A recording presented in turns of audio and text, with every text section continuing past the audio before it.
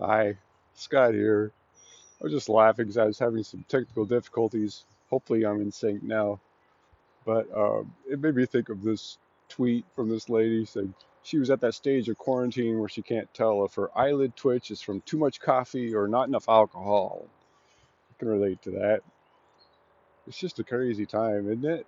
Um, no matter what, we've all kind of had our routine shaken up, and that can shake us up.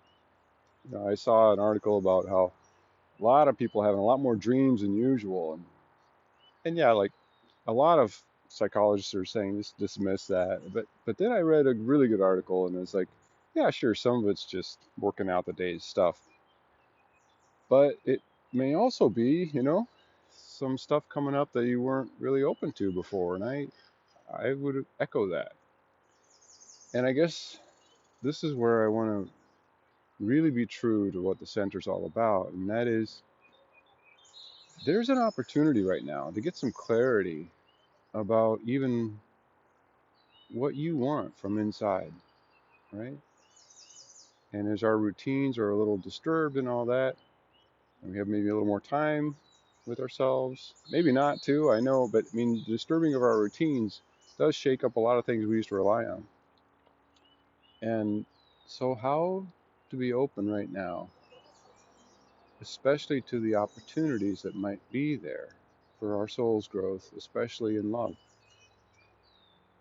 So I want to share something that you probably don't know. Only Anita and a couple other people even know. It's not been a secret. I just don't really bring it up in general. It's more personal, but then hopefully you'll see why I'm sharing this for your personal invitation, whatever that looks like for you. When we first bought the center, the house down below where we live now was also for sale. And just after we took possession of the center, I came down and looked at it. And I was like, well, maybe we should buy this too. And um, talked to Anita that night, and she's like, "Heck no," and she was right. It was not a good time to move our kids and all that. She was definitely right. But I ended up coming down the next day and just walking the, grounds and feeling like there was a real opportunity here. I didn't really know why. But then when I got over to the river down there, spot much like this, where you can go down to the beach, you can put your feet in the water here. This is at the end of one of our paths now. And I ended up praying.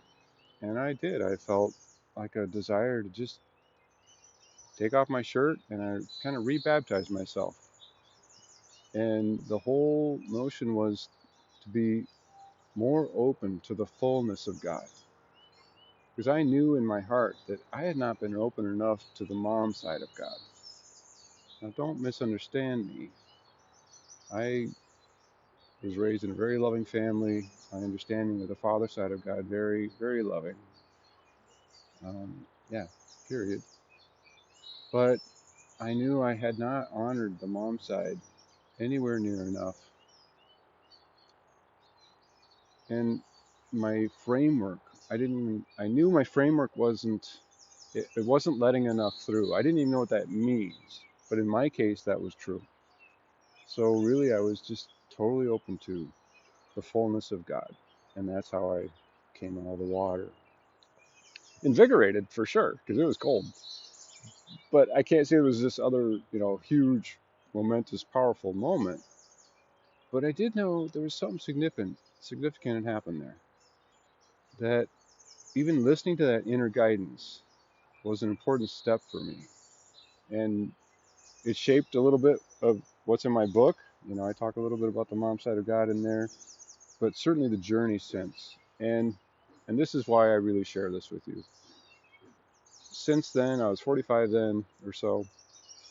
I've had experiences of love in, flowing through my body in meditation or, whatever that are beyond anything I'd ever experienced before.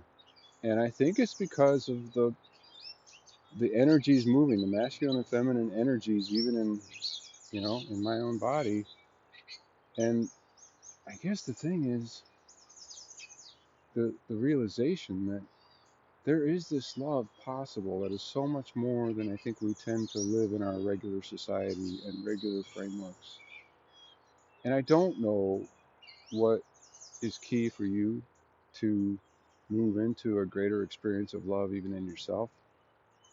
Um, I don't know. And I'm not saying your journey is similar to mine or that you need to take the same steps, but rather listening to that inner guidance, that knowing from your soul what step you need to take to heal whatever needs healing inside or whatever's been blocked, or, take steps if there's a situation you're in where there's been blocking.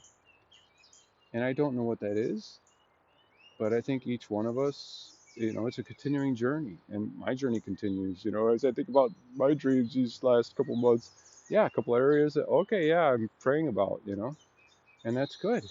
And then that's how those things get healed.